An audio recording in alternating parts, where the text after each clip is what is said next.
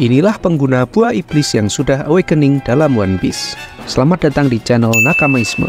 Buah iblis adalah salah satu power system paling utama dan berpengaruh di dunia One Piece. Buah iblis memberikan kekuatan yang unik dan luar biasa kepada penggunanya. Ada 3 jenis buah iblis. Buah iblis Zoan yang memberikan kemampuan perubahan kepada penggunanya, buah iblis Paramecia yang memberikan pemakainya kekuatan memanipulasi tubuh, ruang atau zat, dan buah iblis Logia yang memberikan usernya kekuatan elemen atau alam. Dari sekian banyak buah iblis, hanya sedikit yang mencapai awakening.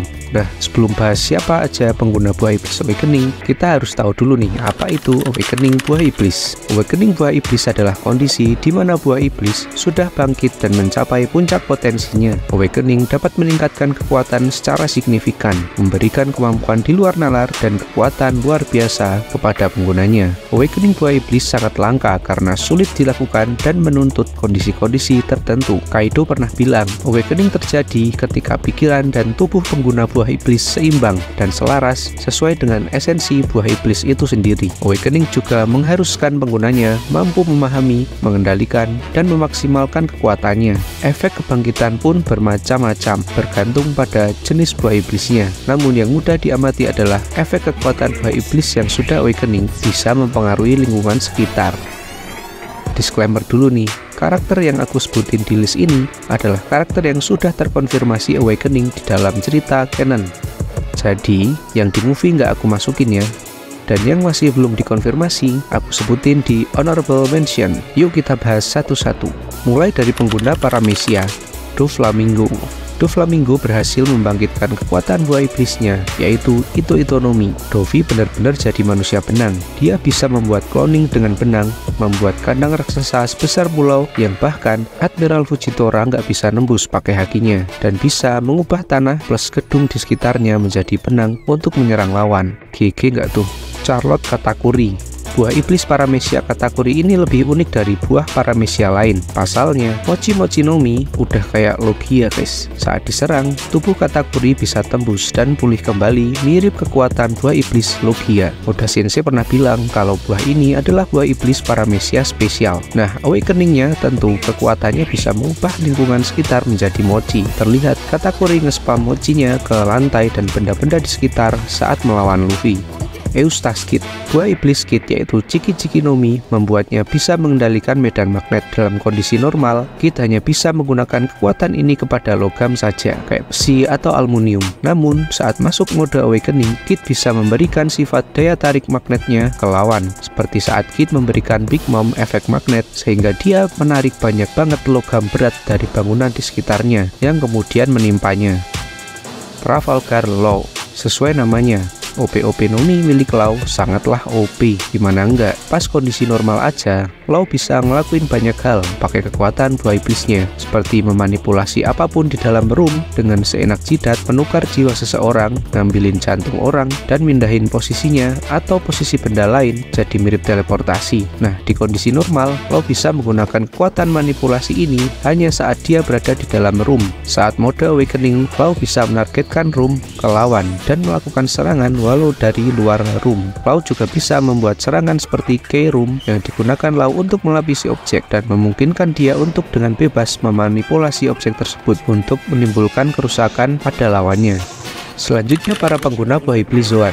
Yuk sebelum lanjut jangan lupa like dan subscribe channel Nakamaisme ya, buat kamu yang suka pembahasan, fakta, teori, dan update tentang One Piece.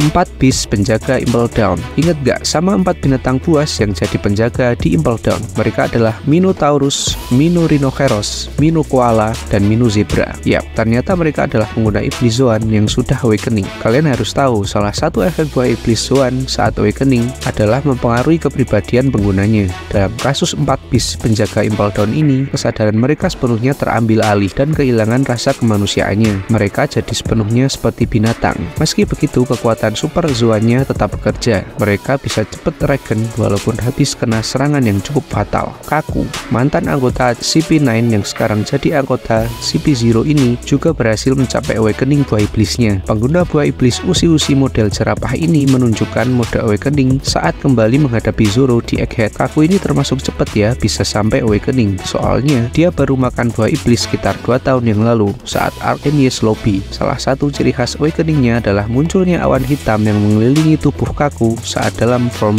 hybridnya. Rob Lucci kayaknya masih gak terima kalah sama Luffy saat di Enies Lobby. Dia langsung nantangin Luffy buat gelut pas ketemu di Egghead. Padahal nyerang Yonko gak boleh sembarangan, harus dengan izin pemerintah atau atasan Marine, gak tanggung-tanggung. Lucci langsung pakai wujud hybrid sekaligus mode awakening Neko model leopardnya. Dengan mode awakeningnya, kekuatan dan kecepatan Lucci meningkat drastis. Dia juga kelihatan lebih ganas dan tidak sabaran. Kepribadiannya sedikit terpengaruh oleh buah iblis leopardnya. Tentu ada awan hitam yang juga muncul mengelilingi tubuh Lucci saat mode awakening. Monkey D. Luffy, awakening buah iblis paling epik dan membagongkan menurut Nakami. Ya soalnya sejauh ini kita semua taunya Luffy pengguna Paramecia karet kan? Ternyata dia pengguna Mythical Zoan Hitohitonomi model Nika. Luffy menamai form awakeningnya dengan sebutan Gear 5. Saat awakening, Luffy benar-benar seperti karakter baru. Kepribadiannya sedikit terpengaruh. Dia ketawa kegirangan dan terlihat happy saat bertarung. Saat dalam mode awakening, bentuk Luffy sangat fleksibel. Dia bisa mengkombinasikan kekuatan gear-gear yang lain. Selain kekuatan fisik, kecepatan, dan serangannya meningkat seperti Zoan pada umumnya, Luffy juga mempengaruhi lingkungan sekitar, benda yang ia sentuh, dan bahkan lawan menjadi bersifat lentur seperti karet. Next, kita bahas honorable mention ya. Cara yang sepertinya sudah awakening, namun belum dikonfirmasi di dalam cerita. Karena belum ada pengguna Logia yang masuk list, berikut beberapa pengguna Logia yang kemungkinan sudah awakening. Crocodile adalah pengguna Logia yang dapat screen time banyak buat ngasih lihat kekuatannya. Pengguna Logia pasir ini terlihat bisa menggunakan kekuatannya dengan maksimal. Hal yang bikin dia sepertinya udah awakening adalah dia bisa mengubah lingkungan sekitarnya menjadi pasir, mengeringkan apapun yang dia sentuh dan mengubahnya menjadi pasir. Di Impel Down, dia menggunakan kemampuan ini untuk membantu Luffy membobol tembok-tembok penjara. 3 Admiral lama, Sakazuki, Kuzan, dan Borsalino kemungkinan besar sudah membangkitkan kekuatan buah iblis mereka. Ada beberapa kejadian yang bisa jadi bukti. Yang pertama adalah dampak dari pertarungan Sakazuki dan Kuzan. Mereka berdua pernah berduel di Panghazard selama 10 hari untuk merebutkan posisi Fleet Admiral. Dampak pertarungan mereka mengerikan. Panghazard menjadi separuh beriklim panas bermagma dan separuh beriklim es bersalju. Dan perubahan iklim ini permanen hingga sekarang. Kalau Borsalino, apakah kalian ingat Enies Lobby? Enies Lobby adalah tempat yang tidak pernah menjadi malam. Di sana selalu siang hari dan terpancar cahaya terus-menerus. Banyak fans berteori jika ini adalah dampak dari awakening buah iblis Borsalino. Magellan, kepala siber penjaga Impel Down ini punya buah iblis mematikan, Doku no Mi, membuatnya menjadi manusia racun. Luffy saja sampai kewalahan menghadapinya. Saat memakai Demon Form, racun Magellan bisa menjalar ke objek apapun di sekitarnya.